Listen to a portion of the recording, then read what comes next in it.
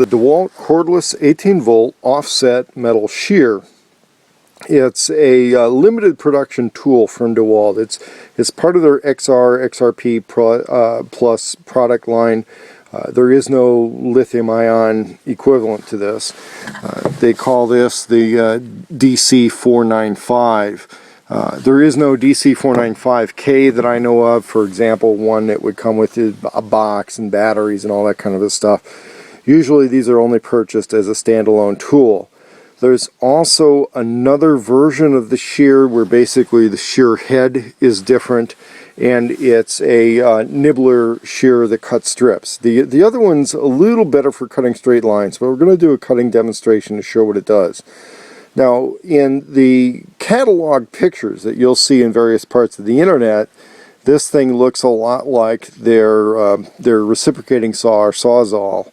But in reality, it's a scaled down tool. So in comparison to my hand, usually you can't reach all the way around the Sawzall quite like that. It's a little bit of a scaled down tool.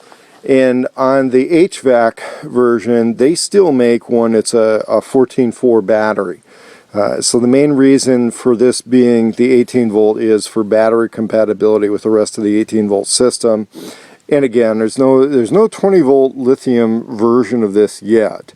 One thing I want to demonstrate though is on this recycle corrugated steel that I'm using on a cabin build here.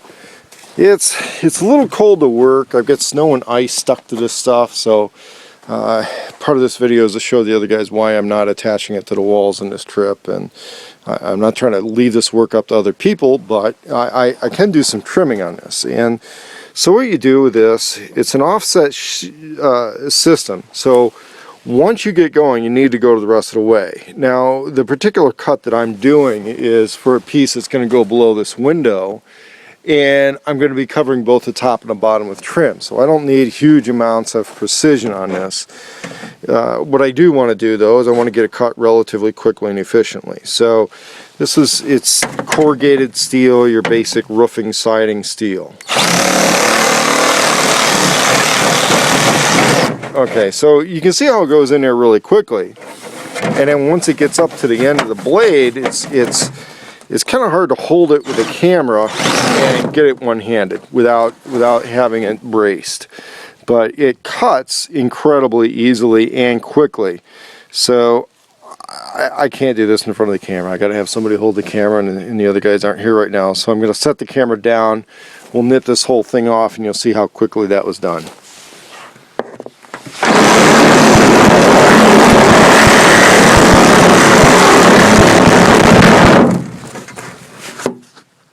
So definitely not a one-handed job. Wish you could have seen more of that.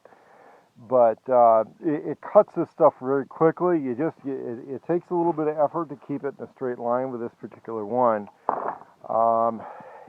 Yeah, if I had somebody holding it, let's see if I could just take a corner off of this, and you can see how quickly that goes. See, that just, you can't even get corners. You know, you can't even get those corners off with the Sawzall the way you can do this, and it cuts pretty cleanly, but it will kind of raise one of the edges when it cuts because of the way the nature of an offset shear. There's another one that I'm going to show in another video a little bit later on, which basically cuts and curls a strip of metal out of these things. Each one has its appropriate use at different times, and most of the people who are going to be dealing with this metal stuff a lot are going to get both. Okay, the thing is, the offset shear is not always available. I'm going to try and find a link in Amazon to this particular tool. The best I may be able to do is to find a one that's very similar to it, and then you'd have to do a little more searching to find it. But again, this is the Dewalt DC495, and it's the offset shear. It does everything it's supposed to do when you're cutting sheet metal like this. I did a little testing with thicker sheet metal, and it can nearly get through auto body sheet metal too, and that can prove kind of interesting.